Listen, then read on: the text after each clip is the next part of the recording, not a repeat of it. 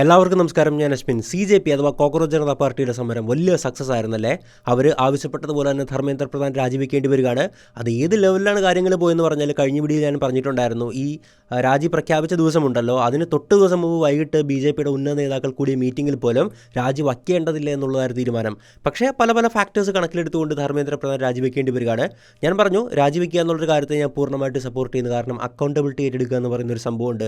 നീറ്റിൻ്റെ paper പലതവണ leak ചെയ്തു, UGCയുടെ മറ്റ് പല പേപ്പറുകളൊക്കെ ലീക്ക് ചെയ്തു. അങ്ങനെ ഫുള്ളൊരു കുത്തഴിഞ്ഞ രീതിയിലേക്ക് കാര്യങ്ങൾ മാറിയപ്പോൾ പിന്നെ അക്കൗണ്ടബിലിറ്റി ഏറ്റെടുത്ത് മാറി നിൽക്കുക. പുതിയ ആൾ വരട്ടെ, അത് ആർക്കും വലിയ നഷ്ടങ്ങളോ കാര്യങ്ങളോ ഒന്നും ഉണ്ടാക്കുന്നില്ല. സ്റ്റുഡൻസ് പറയുന്നത് നമ്മൾ ആ ഒരു അവസ്ഥയിൽ കേൾക്കുക എന്നുള്ളത് തന്നെയാണ് ഏറ്റവും കൂടുതൽ നമുക്ക് ചെയ്യാനുള്ളത്.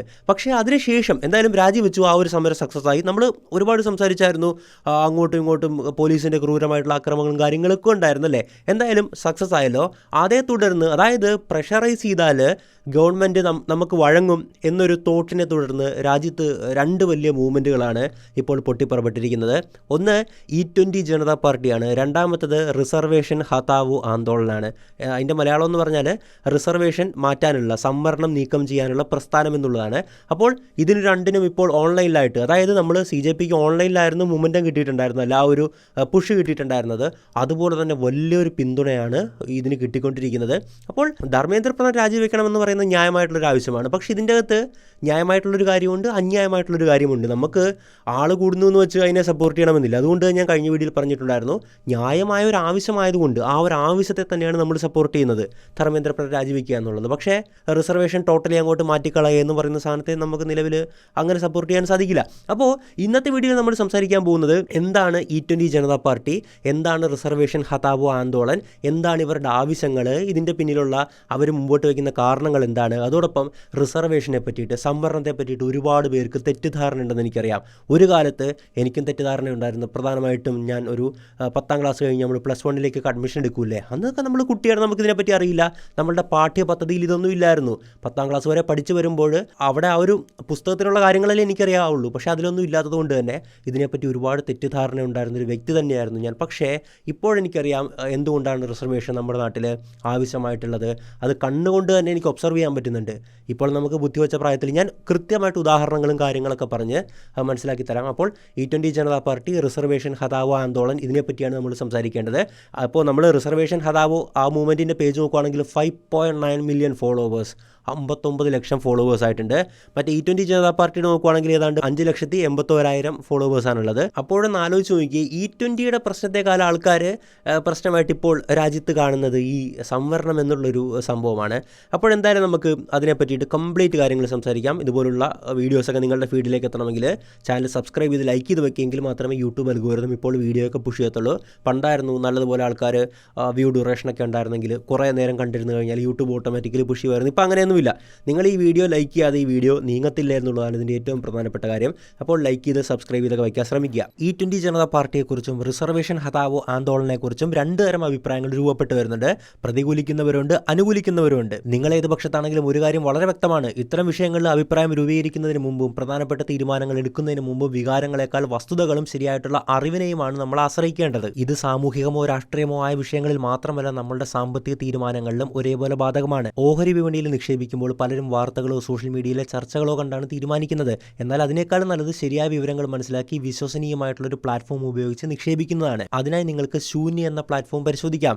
Equity delivery, mutual fund, IPO എന്നിവയിൽ 0 ബ്രോക്കറേജ് ആണ് ശൂന്യ നൽകുന്നത്. കൂടാതെ F&O ഇൻട്രാഡേ ട്രേഡിംഗിൽ ഓരോ എക്സിക്യൂട്ട് ഓർഡറിനും വെറും 5 രൂപ മാത്രമാണ് ബ്രോക്കറേജ് ഉള്ളത്. ആദ്യമായി നിക്ഷേപം തുടങ്ങുന്നവർക്കായാലും സ്ഥിരമായി ട്രേഡ് ചെയ്യുന്നവർക്കായാലും എളുപ്പത്തിൽ ഉപയോഗിക്കാവുന്ന ലളിതമായ ഒരു ഇന്റർഫേസ് ആണ് ശൂന്യയിലുള്ളത്. ഇനി നിങ്ങൾക്ക് നല്ലൊരു ഇൻവെസ്റ്റ്മെന്റ് ഓപ്പർച്യൂണിറ്റി കിട്ടിയെന്ന് കരുതുക, പക്ഷേ അതിനാവശ്യമായിട്ടുള്ള മുഴുവൻ തുകയും നിങ്ങളുടെ കയ്യിലില്ല. അത്തരം സാഹചര്യങ്ങളിൽ ശൂന്യയുടെ മാർജിൻ ട്രേഡിംഗ് ഫെസിലിറ്റി MTF സഹായമാകും. ഉദാഹരണത്തിന് നിങ്ങളുടെ കയ്യിൽ 1 ലക്ഷം രൂപയുണ്ടെങ്കിൽ MTF വഴി ഏകദേശം 1 ലക്ഷം രൂപ വരെ അധിക ഫണ്ടിംഗ് ലഭിക്കും. അതിലൂടെ 2 ലക്ഷം രൂപ വരെയുള്ള ഓഹരികൾ വാങ്ങി ഹോൾഡ് ചെയ്യാൻ സാധിക്കും. നിങ്ങളുടെ ഇൻവെസ്റ്റ്മെന്റ് യാത്ര ആരംഭിക്കാനോ അല്ലെങ്കിൽ ഉപയോഗിക്കാൻ എളുപ്പമുള്ള ഒരു ട്രേഡിംഗ് പ്ലാറ്റ്ഫോം പരീക്ഷിച്ച് നോക്കാനോ ആഗ്രഹിക്കുന്നുണ്ടെങ്കിൽ താഴെ വീഡിയോയുടെ ഡിസ്ക്രിപ്ഷൻ ബോക്സിലും കമന്റ് ബോക്സിലും ഉള്ള ആ ഒരു ലിങ്ക് ഉപയോഗിച്ച് നിങ്ങൾക്ക് ശൂന്യ പരിശോധിക്കാവുന്നതാണ്.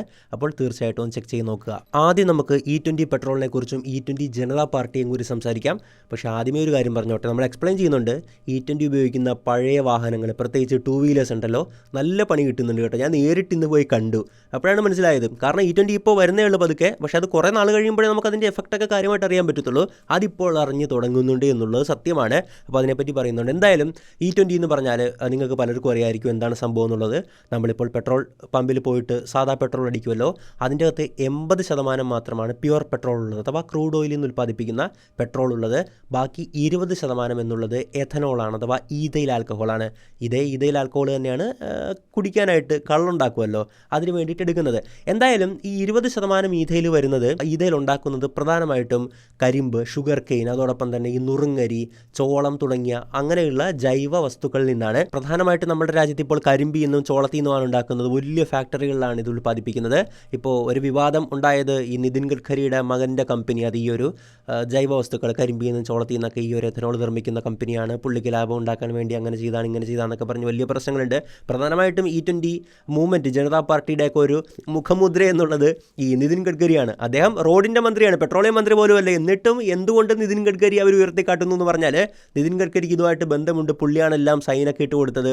എന്നിട്ട് പറയും ഞാനൊന്നും സൈൻ ചെയ്തിട്ടില്ല, അല്ലെങ്കിൽ ഞാൻ എല്ലാം സൈൻ ചെയ്തിട്ടുണ്ടെന്ന് പറയും, പിന്നെ വന്ന് പറയും എനിക്കൊന്നും അറിയത്തില്ല എന്ന് പറയും. എന്തായാലും സംവാട്ട് നിതിൻ ഗഡ്കരിയുടെ ഒരു കുടുംബമായിട്ട് ഈ ഒരു എഥനോൾ നിർമ്മിക്കുന്ന വലിയൊരു കമ്പനിക്ക് ബന്ധമുണ്ട്. അത് സത്യമുള്ളത് കാര്യം തന്നെയാണ്. ഇവിടെ നമ്മൾ മനസ്സിലാക്കേണ്ടത് എഥനോൾ ബ്ലെൻഡിങ് അഥവാ ഈ ഒരു മിക്സിംഗ് എന്നുള്ളത് കഴിഞ്ഞ വർഷങ്ങളിൽ വന്നാൽ 2003 മുതൽ, അതായത് ഏകദേശം 20 വർഷമായിട്ട് ഇതിവിടെ നടന്നുകൊണ്ടിരിക്കുന്ന ഒരു കാര്യമാണ്. ഇവിടെ സംഭവിച്ച കാര്യം എന്തെന്നാൽ ഇതിൻ്റെ ശതമാനം കൂട്ടി വരിക എന്നുള്ളതാണ്. നമുക്ക് കുറച്ച് നാൾക്ക് മുമ്പ്, അതായത് കുറച്ച് വർഷങ്ങൾക്ക് മുമ്പ് കിട്ടിയിട്ടുണ്ടായിരുന്നത് E10 പെട്രോൾ ആയിരുന്നു. അതിനു മുമ്പ് E5 പെട്രോൾ ആയിരുന്നു, 5% അപ്പോൾ 2003 നോക്കുവാണെങ്കിൽ 5% എന്നുള്ള ആ ഒരു സംഭവമായിരുന്നു പാസ്സാക്കിയിട്ടുണ്ടായിരുന്നത്. 2013 ഇത് വിപുലീകരിക്കുകയാണ്. 2018 ദേശീയ ബയോഫ്യൂവൽ നയം പ്രഖ്യാപിക്കുകയാണ്. അഡ്വാൻസ്ഡ് ആയിട്ടുള്ള ബയോഫ്യൂവൽസ്, അതായത് ഇതുപോലുള്ള ഈ ചോളം, കരിമ്പ്, ഗോതമ്പ് എന്നൊക്കെ ഉൽപ്പാദിപ്പിക്കുന്ന ആ ഫ്യൂവൽ ഉണ്ടല്ലോ, അതിനാണ് ബയോഫ്യൂവൽ എന്ന് പറയുന്നത്. അങ്ങനെയുള്ള ഫ്യൂവലുകളിലേക്ക് ശ്രദ്ധ കേന്ദ്രീകരിക്കാനുള്ള പദ്ധതിയായിരുന്നു. അങ്ങനെ പിന്നീട് 2021, 2026 നിൽക്കുമ്പോഴേക്കും ഈ ഒരു എഥനോളിൻ്റെ അളവെന്ന് പറയുന്നത് 20%-ലേക്ക് നിൽക്കുകയാണ്. അതോടൊപ്പം രാജ്യത്ത് E85ഉം E100 പെട്രോൾ വന്നു കഴിഞ്ഞു എന്ന് വേണം മനസ്സിലാക്കാനായിട്ട്. അത് നമ്മുടെ വണ്ടികൾക്കൊന്നും വേണ്ടിയിട്ടല്ല. ഇപ്പോൾ ഇറങ്ങുന്ന ഫ്യൂവൽ ഫ്ലക്സ് ആയിട്ടുള്ള വാഹനങ്ങളുണ്ട്, അതിൽ നമുക്ക് നോർമൽ പെട്രോൾ ഉപയോഗിക്കാം. E100 അതായത് പ്യുവർ എഥനോൾ നമുക്ക് ഒഴിച്ചാൽ വണ്ടി ഓടിക്കാൻ പറ്റും. അങ്ങനെയുള്ള വാഹനങ്ങൾ വന്നു. അതിന് വേണ്ടിയിട്ടാണ് ഈ ഒരു E100 ഒക്കെ ഇറക്കിയിട്ടുള്ളത്. എനിക്ക് തോന്നുന്നു ഏതോ ഒരു പെട്രോൾ പമ്പിലോ സ്റ്റേഷനിലോ അങ്ങനെ 1-2 ഇടത്ത് മാത്രമേ അതൊക്കെ വന്നിട്ടുള്ളൂ. ഇവിടെ നമുക്ക് എല്ലാവർക്കും തോന്നിയേക്കാവുന്ന ഒരു സംശയമാണ്, എന്തിനാണ് സർക്കാർ ഇങ്ങനെ ചെയ്യുന്നത്? പ്യുവറായിട്ടുള്ള പെട്രോൾ തന്നെ തന്നാൽ പോരെ, അതല്ലേ നമ്മളുടെ വണ്ടികൾക്ക് നല്ലത്? ഇപ്പോൾ ഒരുപാട് പേര് ദുരിതം അനുഭവിക്കുന്നില്ല, ഒരുപാട് പ്രശ്നങ്ങൾ ഇവിടെ ഉണ്ടാകുന്നില്ലേ, പിന്നെ എന്തിനാണ് ഈ വേണ്ടാത്ത പണിക്ക് പോകുന്നത് എന്നുള്ളതാണല്ലേ സർക്കാരിൻ്റെ വാദം. എന്തെന്നാൽ അത് പ്രാക്ടിക്കലി പോസിബിൾ ആണ്. അതായത് നമുക്ക് കുറേ വിദേശ നാണ്യം ലാഭിക്കാൻ പറ്റും. നമുക്കറിയാം നമ്മൾ 90% ക്രൂഡ് ഓയിൽ മറ്റ് വിദേശ രാജ്യങ്ങളിൽ നിന്ന് ഇമ്പോർട്ട് ചെയ്യുന്നതാണ്. അപ്പോൾ ഈ ഒരു 20% ലാഭിക്കുക എന്ന് പറഞ്ഞാൽ തന്നെ ഏകദേശം 1,60,000 കോടി അങ്ങനെ എന്തൊക്കെയോ കണക്കുകൾ സർക്കാർ പറയുന്നുണ്ട്. അപ്പോൾ അത്രയും വലിയ ഈ ഒരു വിദേശ നാണ്യം ഡോളേഴ്സ് നമുക്ക് ഇവിടെ ലാഭിക്കാൻ സാധിക്കും. അതോടൊപ്പം ഇത് നമ്മളുടെ രാജ്യത്തെ കർഷകർക്ക് വളരെ വലിയ നേട്ടമാണ് ഉണ്ടാക്കി കൊടുക്കാൻ പോകുന്നതെന്നാണ് സർക്കാർ പറയുന്നത്. കാരണം അവരാണല്ലോ ഇത് കൃഷി ചെയ്യുന്നത്, വലിയ രീതിയിൽ കൃഷി വേണ്ടി വരും, അവർക്ക് അത്രത്തോളം ലാഭമാവും. അങ്ങനെയുണ്ട്. അതോടൊപ്പം ഊർജ്ജ സുരക്ഷ ഉറപ്പാക്കുക. നമുക്ക് ഈ 20% ക്രൂഡ് ഓയിൽ നമ്മൾ മേടിക്കുവാണെങ്കിൽ തന്നെ നമുക്ക് മറ്റു കാര്യങ്ങൾക്ക് വേണ്ടിയിട്ട് സേവ് ചെയ്യാൻ പറ്റും. ഓക്കെ, അപ്പോൾ അങ്ങനെയുള്ള ഒരുപാട് സംഭവങ്ങൾ ഈ ക്രൂഡ് ഓയിലെ ഡിപ്പെൻഡ് ചെയ്യുന്നത് കുറയ്ക്കും. ഇതൊക്കെയാണ് പ്രധാനമായിട്ട് സർക്കാർ പറയുന്നത്. പക്ഷേ ഇവിടെ ഒരുപാട് പ്രശ്നങ്ങൾ കടന്നു വരുന്നുണ്ട്. ആ ഒരു പ്രശ്നങ്ങളാണ് E20 ജനതാ പാർട്ടിയും അല്ലെങ്കിൽ സാധാരണ എന്നെപ്പോലുള്ള നിങ്ങളെപ്പോലുള്ള സാധാരണ പൗരന്മാർ അഡ്രസ്സ് ചെയ്യുന്നത്. ഒന്നാമത്തെ കാര്യം എന്തെന്ന് പറഞ്ഞാൽ, ഇവിടെ ആരും E20-ക്കെതിരല്ല എന്നുള്ളത് തന്നെയാണ് മനസ്സിലാക്കേണ്ടത്. മറിച്ച് എന്തിനാണ് എതിരെന്ന് നോക്കുവാണെങ്കിൽ E20 അടിച്ചേൽപ്പിക്കുകയാണ്, മറ്റൊരു ഓപ്ഷൻ ഇല്ലാതെ. ഇവിടെ നമുക്ക് വേണ്ടത് എന്താണ്? E20 അടിക്കേണ്ടവർക്ക് E20 അടിക്കാം. അത് വിലക്കുറവായിരിക്കണം. കാരണം ഈ ഒരു 20% ആയിട്ടുള്ള എഥനോളിന് വിലക്കുറവാണ്. അപ്പോൾ അതിൻ്റെ അഡ്ജസ്റ്റ്മെൻറ്റ് കറക്റ്റായിട്ട് അവിടെ കാണണം. അതോടൊപ്പം നോർമൽ പെട്രോൾ അടിക്കേണ്ടവന് നോർമൽ പെട്രോൾ അടിക്കാനുള്ളൊരു ഓപ്ഷനും ഇവിടെ കൊടുക്കണമായിരുന്നു. അപ്പോൾ മനസ്സിലാക്കുക, E20-ക്കല്ല ആരും എതിരായിട്ടുള്ളത്, മറിച്ച് E20 അടിച്ചേൽപ്പിക്കുന്നതിലാണ് ഇവിടെ ആൾക്കാർ എതിരായിട്ടുള്ളത്. ഇപ്പോൾ പണ്ടാണെങ്കിൽ നിങ്ങൾക്ക് E10 കിട്ടിയിരുന്നു. ഇപ്പോൾ വില കൂടുകയാണ് ചെയ്തിട്ടുള്ളത് അല്ലേ.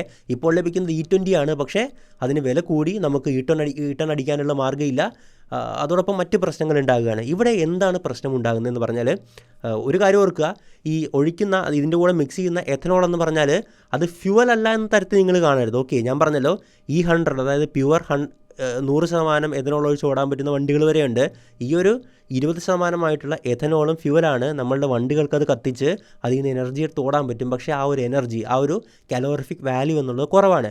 അതുകൊണ്ട് തന്നെയാണ് പ്രധാനമായിട്ടും E20 ഉപയോഗിക്കുമ്പോൾ നിങ്ങളുടെ വാഹനങ്ങൾക്ക് മൈലേജ് കുറയുന്നത്. പെട്രോളിൻ്റെ എനർജി ഡെൻസിറ്റി, അതിൻ്റെ ഊർജ്ജ സാന്ദ്രതയുണ്ടല്ലോ, അത് 34 മെഗാ ജൂളാണ്. നമ്മൾ എഥനോളിലേക്ക് വരുവാണെങ്കിൽ അത് 21 മെഗാ ജൂളുകൾ മാത്രമാണ്. അതുകൊണ്ട് കുറച്ച് മൈലേജ് ഡ്രോപ്പ് നമുക്ക് അനുഭവപ്പെടും. അതുള്ളത് കാര്യം തന്നെയാണ്, സംശയമൊന്നുമില്ല. പക്ഷേ കുറച്ച് മൈലേജ് കുറയുവാണെങ്കിൽ നമുക്ക് വലിയ പ്രശ്നമില്ല. പക്ഷേ യഥാർത്ഥ പ്രശ്നം ഇരിക്കുന്നത് എവിടെയാണെന്നറിയാവോ? കാരണം ഇതിപ്പോഴാണ് നമുക്ക് മനസ്സിലായി തുടങ്ങുന്നത്. ഇപ്പോഴാണല്ലോ കുറച്ച് അപ്പം തന്നെ ഒഴിക്കുമ്പോൾ അപ്പം തന്നെ കേടാകുന്നില്ല. കുറച്ച് കാലം കഴിയുമ്പോഴാണ് അതിൻ്റെ പ്രശ്നങ്ങളൊക്കെ നമ്മൾ കണ്ടു തുടങ്ങുന്നത്. പല സൈഡ് എഫക്റ്റുകൾ പോലെയല്ലേ, കൃത്യമായിട്ട് സൈഡ് എഫക്റ്റ് എന്നതിനെ വിളിക്കാം. നല്ല പണി കിട്ടുന്നുണ്ട്, ഇത് തർക്കമില്ലാത്ത കാര്യമാണ്. ഞാൻ നമ്മളുടെ അടുത്ത് നമ്മളുടെ വർക്ക്ഷോപ്പിലൊക്കെ ഉള്ള ചെക്കന്മാരൊക്കെ ഉണ്ട്, ഇവരോടൊക്കെ കാര്യങ്ങൾ സംസാരിച്ചു. അപ്പോൾ 2 വീലറാണ് പ്രധാനമായിട്ടും കേട്ടോ ഞാൻ നോക്കിയത്. ഞാൻ 4 വീലർ അധികം നോക്കിയിട്ടില്ല. എന്തായാലും 2 വീലർ തന്നെ നല്ല പണി കിട്ടുന്നതാണ് മനസ്സിലായത്. ഇവിടെ നിങ്ങൾ മനസ്സിലാക്കേണ്ട ഒരു കാര്യം എന്തെന്നാൽ 2023 സർക്കാർ ഒരു ഉത്തരവിറക്കിയിട്ടുണ്ടായിരുന്നു. 2023 ഏപ്രിൽ 1-ാം തീയതിക്ക് ശേഷം നിർമ്മിക്കുന്ന വാഹനങ്ങളെല്ലാം തന്നെ E20 കമ്പാറ്റബിൾ ആയിരിക്കണം. അതായത് E20ക്ക് അനുയോജ്യമായിട്ടുള്ള രീതിയിലായിരിക്കണം നിങ്ങൾ ആ വാഹനം നിർമ്മിക്കേണ്ടത്. അപ്പോൾ തന്നെ നിങ്ങൾക്ക് മനസ്സിലാക്കാം സാധാരണ ഒരു വാഹനവും E20 കമ്പാറ്റബിൾ ആയിട്ട് നിർമ്മിക്കാൻ പറഞ്ഞ വാഹനവും തമ്മിൽ എന്തോ ഒരു വ്യത്യാസം ഉണ്ടെന്ന്.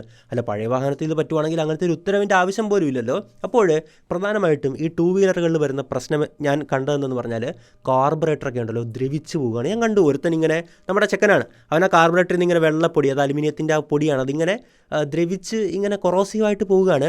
അതോടൊപ്പം വണ്ടിയുടെ ഈ ഗ്യാസ്കറ്റുകൾ, ഹോസ് പൈപ്പുകൾ, എൻജിൻ, മറ്റ് ടാങ്ക്, ഇതിനെല്ലാം പ്രശ്നങ്ങൾ വരുന്നുണ്ട്. ഇത് തള്ളല്ല കള്ളമല്ല, സത്യസന്ധമായിട്ടുള്ളൊരു കാര്യമാണ്. ഇതെങ്ങനെയാണ് സംഭവിക്കുന്നത് നോക്കിയാൽ പ്രധാനമായിട്ടും ഈ ഒരു എഥനോളിനുണ്ടല്ലോ ഈർപ്പം അബ്സോർബ് ചെയ്യാനുള്ള ശേഷി കൂടുതലാണ്. ഇപ്പോൾ എഥനോളിൻ്റെ അളവ് കൂടി, അപ്പോൾ കൂടുതലായിട്ട് ഈർപ്പം അബ്സോർബ് ചെയ്യുകയാണ്. അങ്ങനെ അബ്സോർബ് ചെയ്യുമ്പോൾ എന്താ സംഭവിക്കുക എന്ന് പറഞ്ഞാൽ പ്യുവർ പെട്രോൾ എന്നുള്ളത് സാധാരണഗതിയിൽ വെള്ളവുമായിട്ട് കൂടിച്ചേരില്ല. പക്ഷേ എഥനോളിൻ്റെ കാര്യം നോക്കുകയാണെങ്കിൽ ഇവൻ വെള്ളവുമായിട്ടും അതോടൊപ്പം പെട്രോളുമായിട്ടും ഒരു അൺസ്റ്റേബിൾ മിക്സിങ്, അത് പൂർണ്ണമായിട്ടും സ്റ്റേബിൾ ആയിട്ടുള്ളൊരു മിശ്രിതമല്ല, മറിച്ച് ഒരു അൺസ്റ്റേബിൾ മിക്സിംഗ് ഉണ്ടാക്കും.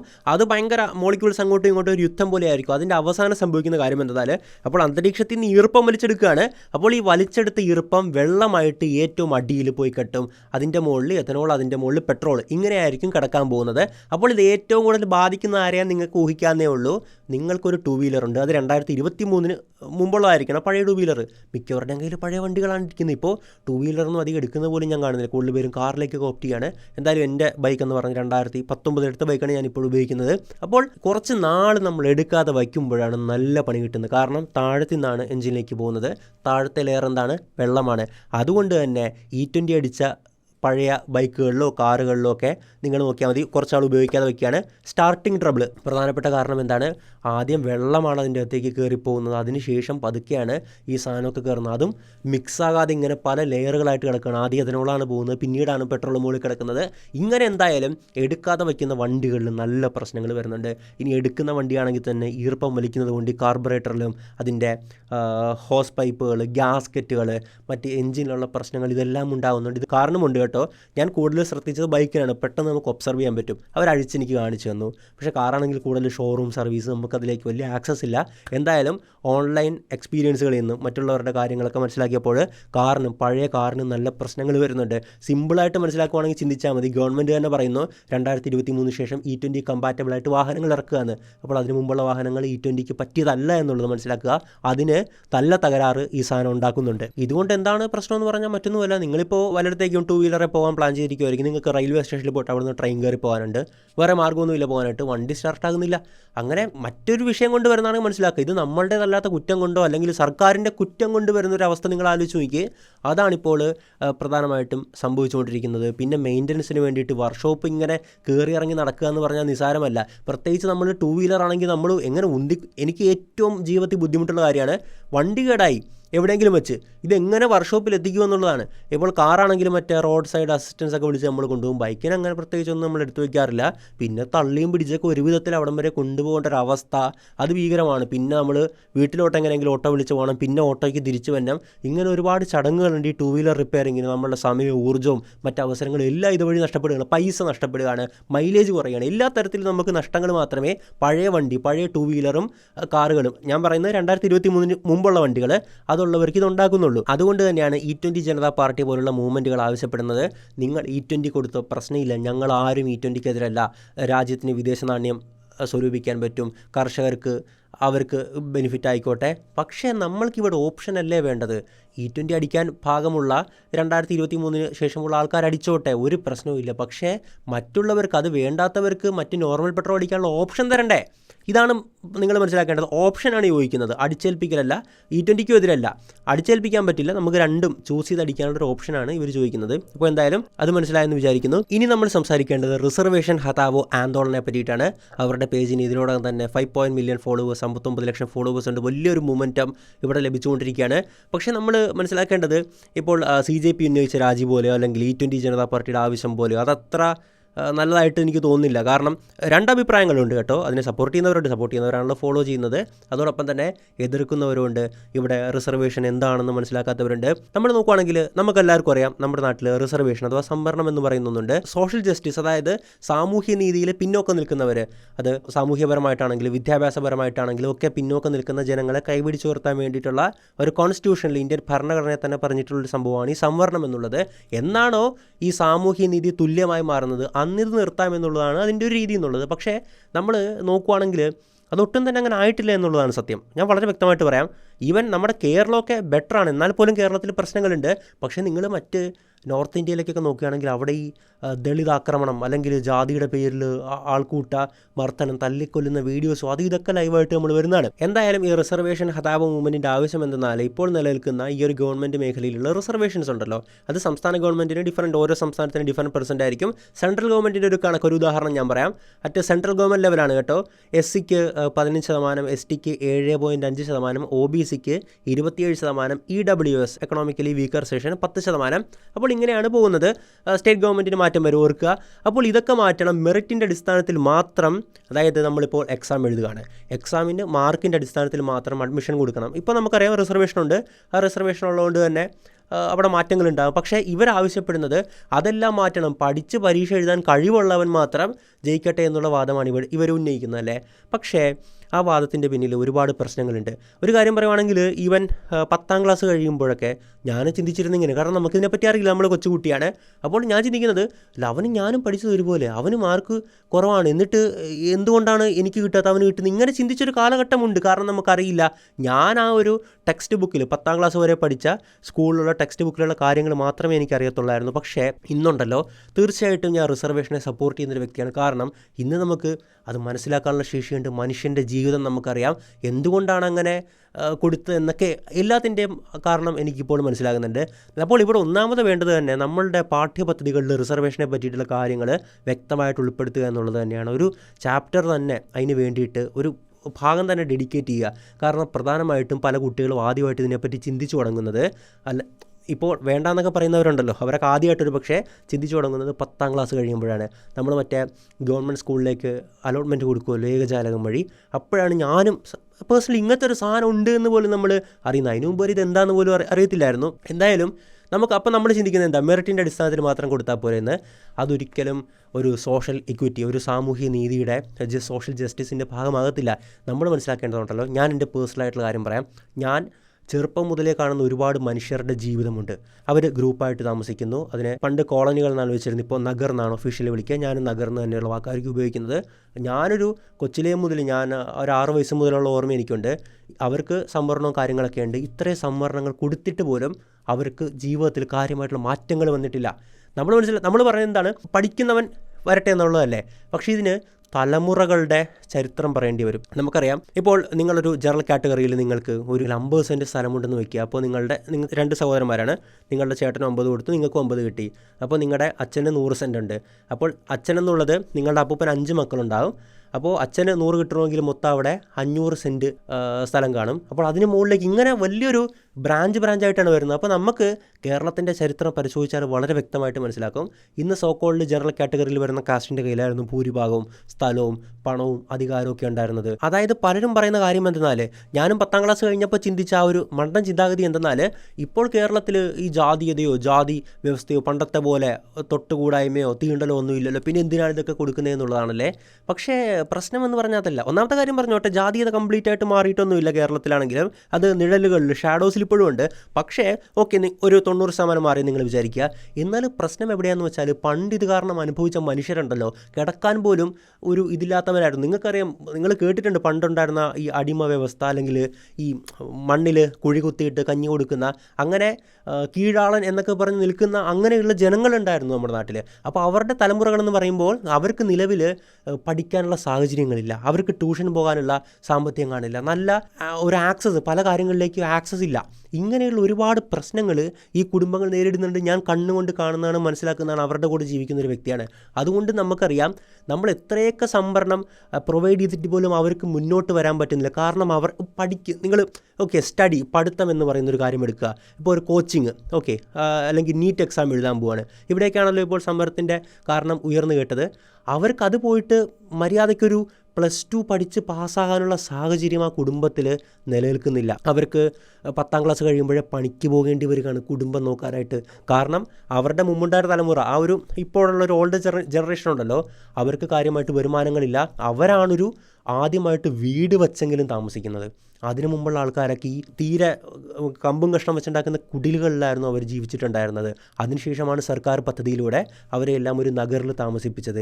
പക്ഷേ അതിപ്പോഴും പല വീടുകളും ഇടിഞ്ഞു പൊളിഞ്ഞ് കിടക്കുന്ന സാഹചര്യമാണ് എനിക്ക് കാണാൻ പറ്റുന്നത്. ഇത്രയൊക്കെ സംവരണം നമ്മൾ കൊടുത്തിട്ടും അവരുടെ ജീവിതമൊക്കെ കാര്യമായിട്ട് മെച്ചപ്പെട്ടു എന്ന് പറയാൻ പറ്റില്ല. നിങ്ങൾ പറയുന്ന ഒരു പരിധിവരെ ശരിയാണ്. ഇപ്പോൾ പണ്ടത്തെ പോലുള്ള തീണ്ടലോ തൊട്ടുകൂടായ്മയൊന്നുമില്ല. നിങ്ങളുടെ സുഹൃത്ത് നിങ്ങൾ ജാതി നോക്കിയിട്ടല്ല സൗഹൃദം സ്ഥാപിക്കുന്നത്, ശരിയാണ്, സമ്മതിച്ചു. പക്ഷേ പണ്ടവരനുഭവിച്ച ആ ഒരു പ്രശ്നങ്ങളുണ്ടല്ലോ, അതിൻ്റെ ആ ഒരു ആഫ്റ്റർ എഫക്ട്സ്, ആ ഒരു സൈഡ് എഫക്റ്റ് ഇന്നും ആ ഒരു സമൂഹങ്ങളിലുണ്ട്. അപ്പോൾ അതിനെയാണ് നമ്മൾ മാറ്റിയെടുക്കാൻ ഈ റിസർവേഷൻ കൊണ്ട് സത്യം പറഞ്ഞാൽ ഉദ്ദേശിക്കുന്നത്. അല്ലാതെ ഞാനും അവനും ഒരേപോലെയാണെന്ന്. പക്ഷേ നിങ്ങളെ ചിന്തിച്ച് നോക്ക്, നിങ്ങളുടെ വീട്ടിൽ എന്ത് നല്ല സാഹചര്യമായിരിക്കും. നിങ്ങൾ അച്ഛനും അമ്മയും നിങ്ങളെ പഠിക്കാൻ വിടുന്നു, നിങ്ങളെ ട്യൂഷൻ അയക്കുന്നു, CBSEയിലോ ICSEയിലോ പോയിട്ടുള്ളവരുണ്ടാകും, എൻട്രൻസ് കോച്ചിങ്ങിന് പോയിട്ടുള്ളവരുണ്ടാകും. കാരണം നിങ്ങൾക്ക് നല്ല പൈസ ഉണ്ടാകും. അതോടൊപ്പം നിങ്ങളുടെ വീട്ടിൽ നിങ്ങൾക്ക് അടച്ചുറപ്പുള്ള വീടുണ്ടാകും. എല്ലാം പോട്ടെ, നിങ്ങളുടെ കോച്ചിങ് പോട്ടെ, ICSE CBSE സ്കൂളിൽ പോട്ടെ, നിങ്ങൾക്ക് അടച്ചുറപ്പുള്ള വീട്ടിലിരുന്ന് ട്യൂബ് ലൈറ്റിൻ്റെ വെളിച്ചത്തിൽ പഠിക്കാൻ പറ്റുന്നുണ്ടല്ലോ. എന്നാൽ കുറച്ച് നാൾക്ക് മുമ്പ് വരെ പല വീടുകളും കറണ്ടില്ലാത്ത വീടുകൾ എൻ്റെ വീടിൻ്റെ അടുത്തുണ്ടായിരുന്നു. അപ്പോൾ നമുക്ക് അവരെ വെച്ചിട്ട് പറയാൻ പറ്റുമോ പഠിച്ച് മെറിറ്റിൻ്റെ അടിസ്ഥാനത്തിൽ കയറുക എന്നുള്ളത്? അതോടൊപ്പം തന്നെ അവരുടെ കുടുംബത്തിൽ പലപ്പോഴും പഠനത്തിനേക്കാളും കൂടുതൽ അവർ ഈ ജോലിക്ക് പോകുക. കാരണം കുടുംബം നോക്കേണ്ട അങ്ങനെയുള്ളൊരു സാഹചര്യമുണ്ട്. അവർക്ക് അതിനായിരിക്കും പ്രയോറിറ്റി കൊടുക്കുന്നത്. അങ്ങനെ വലിയൊരു രീതിയിൽ സോഷ്യൽ സ്ട്രക്ചർ ഇവിടെ മാറേണ്ടതുണ്ട്. എങ്കിൽ അങ്ങനെ ഫൈനലി നമ്മളൊരു സോഷ്യൽ ജസ്റ്റിസ്, സാമൂഹ്യ നീതി, ഇക്വിറ്റി എന്ന് പറയുന്നൊരു പോയിന്റിൽ എത്തുമ്പോൾ മാത്രമാണ് നമുക്ക് റിസർവേഷൻ എന്നൊക്കെ പറയുന്ന കാര്യങ്ങൾ മാറ്റാൻ പറ്റുക. അതോടൊപ്പം പലരും പറയുന്ന ഒന്നാണ് സാമ്പത്തിക സംവരണമാണ് വേണ്ടതെന്നുള്ളത്. ഒന്നാമത് നമ്മൾ മനസ്സിലാക്കുക, ഇപ്പോഴുള്ള റിസർവേഷൻ എന്നുള്ളത് ഏതെങ്കിലും ദാരിദ്ര്യ നിർമ്മാർജ്ജന പദ്ധതിയോ അല്ലെങ്കിൽ സാമ്പത്തികമായിട്ട് തുല്യത ഉണ്ടാക്കാനോ വേണ്ടിയിട്ടുള്ള കാര്യമല്ല. സർക്കാരിൻ്റെ മറ്റു പദ്ധതികൾ നോക്കുക, അത് നിങ്ങളുടെ സാമ്പത്തിക നിലയൊക്കെ പരിശോധിച്ചിട്ട് ചെയ്തു തരുന്നുണ്ട്. നിങ്ങൾക്ക് വീടില്ലാത്തവരാണ് വീട് വെച്ച് കൊടുക്കുന്നത്, അല്ലാതെ ജാതി നോക്കിയിട്ടല്ല. ക്ഷേമ പെൻഷൻ കൊടുക്കുന്നത് അത് അർഹതപ്പെട്ടവർക്കാണ്, അല്ലാതെ ജാതി നോക്കിയിട്ടല്ല. നിർധരരായിട്ടുള്ള രോഗി, നിങ്ങൾക്ക് മാരകമായിട്ടുള്ള രോഗം നമുക്ക് വന്നു, അപ്പോൾ നമുക്ക് സർക്കാരിൻ്റെ അലവൻസ് കിട്ടും, അത് ജാതി നോക്കിയിട്ടല്ല. അപ്പോൾ നമ്മുടെ ജനങ്ങളുടെ സാമ്പത്തികം നോക്കിയിട്ട് സർക്കാർ പ്രൊവൈഡ് ചെയ്യുന്ന പരിപാടികളെല്ലാം അത് സാമ്പത്തികം മാത്രമാണ് നോക്കുന്നത്, അവിടെ ജാതി നോക്കുന്നില്ല. അപ്പോൾ നമ്മളുടെ നിലനിൽക്കുന്ന റിസർവേഷനിൽ അതുകൊണ്ട് ഉദ്ദേശിക്കുന്നത് തന്നെ സാമൂഹ്യ നീതിയാണ്, സോഷ്യൽ ജസ്റ്റിസ് ആണ്, അല്ലാതെ ഏതെങ്കിലും സാമ്പത്തികമായിട്ട് ഉന്നമനം ചെയ്യാനുള്ള പദ്ധതി അല്ല എന്നുള്ളത് മനസ്സിലാക്കുക. എങ്കിൽ കൂടിയിട്ടുണ്ടല്ലോ നമ്മൾ ഗവൺമെൻറ് അതിൻ്റെ അകത്ത് EWS എന്ന് പറയുന്നൊരു സെഷൻ കൊണ്ടുവന്നിട്ടുണ്ടായിരുന്നു, 10%. ഞാൻ പറയുന്നത് സെൻട്രൽ ഗവൺമെൻറ് ലെവലുള്ള കാര്യമാണ്, എക്കോണമിക്കലി വീക്കർ സെഷൻ. കാരണം സാമ്പത്തികമായിട്ട് പിന്നോക്കം നിൽക്കുന്നവരെ കൂടെ നമ്മളുടെ ഗവൺമെൻറ് അതിൻ്റെ അകത്ത് ഉൾപ്പെടുത്തിയിട്ടുണ്ട് എന്നുള്ളതാണ് സത്യം. നിങ്ങൾ ഇത്രയും കാലം പറഞ്ഞുകൊണ്ടിരുന്നത് എന്താണ്? റിസർവേഷനിൽ സാമ്പത്തികമായിട്ട് പിന്നോക്കം നിൽക്കുന്നവർക്കും കൊടുക്കണമെന്നുള്ളത്. ഗവൺമെൻറ് EWS എന്നും പറഞ്ഞ് 10% കൊണ്ടുവന്നിട്ടുണ്ട്. അപ്പോൾ ബാക്കി നിങ്ങൾ നോക്കി, SCക്കൊക്കെ 15%, STക്ക് 7.5%. നമ്മുടെ കേരളത്തിലേക്ക് വരുമ്പോൾ അത് അറൗണ്ട് 5% അങ്ങനെ ഓരോ സ്റ്റേറ്റ് ഗവൺമെൻറ്റിലൊക്കെ മാറ്റം ഉണ്ടാകും, അത്രേ ഉള്ളൂ. ബാക്കി ഒരു 50% സീറ്റും ജനറൽ കാറ്റഗറിയിലേക്കാണ് പോകുന്നത്. ബാക്കിയുള്ള ഇങ്ങനെയാണ് ഇതായിട്ട് പോകുന്നത്. അത് നിങ്ങൾക്ക് സാമ്പത്തികമായിട്ട് നിങ്ങൾ പിന്നോക്കം നിൽക്കുന്നൊരു വ്യക്തിയാണെന്നാണല്ലോ നിങ്ങൾ വാദിക്കുക. ഒരു പക്ഷേ അങ്ങനെയാണെങ്കിൽ നിങ്ങൾക്ക് അവിടെ അലവൻസ് ഉണ്ടെന്നേ, നിങ്ങൾക്ക് റിസർവേഷൻ ഉണ്ട് EWS എന്ന് പറഞ്ഞിട്ട്. അപ്പോൾ റിസർവേഷനെ സപ്പോർട്ട് ചെയ്യണമെങ്കിൽ നമ്മൾ മനുഷ്യൻ്റെ ജീവിതത്തിലേക്ക്, ഇത് ഒരുപാട് മനുഷ്യരുടെ ജീവിതത്തിലേക്ക് നമ്മൾ ഇറങ്ങി ചെല്ലുമ്പോൾ മനസ്സിലാക്കും റിസർവേഷൻ എന്ന് പറഞ്ഞാൽ അവർക്ക് എത്രത്തോളം അനുഗ്രഹമാണെന്നുള്ളത്. ഞാൻ പറഞ്ഞ പോയിന്റിൽ തന്നെ ഞാൻ വീണ്ടും പറയുകയാണ്, അത്രയും നമ്മൾ റിസർവേഷനൊക്കെ ഉണ്ടായിട്ട് പോലും ഉണ്ടല്ലോ, അവരുടെ ജീവിതമൊക്കെ വളരെ കഷ്ടത്തിൽ തന്നെ, മെച്ചപ്പെട്ടിട്ടില്ല. ഞാൻ കണ്ണുകൊണ്ട് കാണുന്നതല്ലേ. അപ്പോൾ അവരെയൊക്കെ നമ്മളുടെ ഒപ്പം സാധാരണ മനുഷ്യൻ ജീവിക്കുന്ന സ്റ്റാൻഡേർഡിലേക്ക് നമുക്ക് ഉയർത്തിക്കൊണ്ടുവരേണ്ടേ, അതിന് വേണ്ടിയിട്ടാണ് റിസർവേഷൻ എന്നുള്ളത്. മെറിറ്റിൻ്റെ അടിസ്ഥാനത്തിൽ മാത്രം ഞാൻ പറഞ്ഞു, നിങ്ങൾക്ക് അവിടെ ഫാനിൻ്റെ കീഴിൽ നല്ല CFL ലൈറ്റ്, ചിലപ്പോൾ AC ഉണ്ടാകും നിങ്ങളുടെ വീട്ടിൽ, അതിരുന്ന് പഠിക്കുന്നൊരു കുട്ടിയും ചോർന്നലിക്കുന്നൊരു കൂരക്കിരുന്ന് താഴെ ഇരുന്ന് പഠിക്കുന്ന കുട്ടിയുടെ മെറിറ്റും കൂടി നിങ്ങൾ എങ്ങനെയാണ് കമ്പയർ ചെയ്യുക? നിങ്ങൾക്ക് ട്യൂഷൻ, കോച്ചിങ്, നീറ്റ് എഴുതാൻ പോകാൻ നിങ്ങൾക്ക് ലക്ഷങ്ങൾ മുടക്കി കോച്ചിങ്ങിന് പോകാൻ പറ്റുമായിരിക്കും, നിങ്ങൾക്ക് മറ്റൊരു കുട്ടിയുടെ ആ ഒരു ഫാമിലി ബാക്ക്ഗ്രൗണ്ട് വെച്ച് പറ്റില്ല. അപ്പോൾ അങ്ങനെയുള്ള ഒരുപാട് പ്രശ്നങ്ങളുണ്ട്. അപ്പോൾ റിസർവേഷൻ എന്നുള്ളത് നല്ലൊരു കാര്യമാണ്. തീർച്ചയായിട്ടും ഞാനിങ്ങനെ സാധാരണ ഇതിൽ ഇത്രയും സ്ട്രോങ് ആയിട്ടുള്ള അഭിപ്രായങ്ങൾ രേഖപ്പെടുത്തി പോകുന്നതല്ല, പക്ഷേ റിസർവേഷൻ എന്നുള്ളത് തീർച്ചയായിട്ടും ഞാൻ അത്രത്തോളം സപ്പോർട്ട് ചെയ്യുന്നൊരു കാര്യമാണ്. റിസർവേഷൻ ഹഠാവോ ആന്തോളൻ ഇത് മാറ്റണമെന്നാണ് പറയുന്നത്, ഞാൻ ഒരിക്കലും സപ്പോർട്ട് ചെയ്യുന്നില്ല. നിങ്ങളുടെ അഭിപ്രായങ്ങൾ കമൻറ്റ് ചെയ്യുക. E20യെക്കുറിച്ചും അതോടൊപ്പം ഈ ഒരു റിസർവേഷൻ ഹഠാവോ മൂവ്മെൻറ്റിനെ കുറിച്ചും എന്താണെങ്കിലും കമൻറ്റ് ചെയ്യുക. കമൻറ്റ് ബോക്സ് എന്നുള്ള എപ്പോഴും നല്ലൊരു ചർച്ചാവേദിയാണ്. പിന്നെ ഞാൻ തുടക്കത്തിൽ പറഞ്ഞ ശൂന്യയുടെ കാര്യം ഒന്നുകൂടി ഓർമ്മിപ്പിക്കുകയാണ്. നിങ്ങളുടെ ഇൻവെസ്റ്റ്മെൻറ്റ് യാത്ര ആരംഭിക്കാനോ അല്ലെങ്കിൽ ഉപയോഗിക്കാൻ എളുപ്പമുള്ള ഒരു ട്രേഡിംഗ് പ്ലാറ്റ്ഫോം പരീക്ഷിച്ച് നോക്കാൻ ആഗ്രഹിക്കുന്നുണ്ടെങ്കിൽ താഴെ വീഡിയോയുടെ ഡിസ്ക്രിപ്ഷൻ ബോക്സിലും കമൻറ്റ് ബോക്സിലുമുള്ള ലിങ്ക് ഉപയോഗിച്ച് ശൂന്യം ഒന്ന് പരിശോധിച്ച് നോക്കാവുന്നതാണ്. അപ്പോൾ എന്തായാലും മറ്റൊരു വീഡിയോയിൽ മറ്റൊരു നല്ല വിഷയമായിട്ട് നമുക്ക് വീണ്ടും കാണാം. It's me Ashwin Madappally, signing out.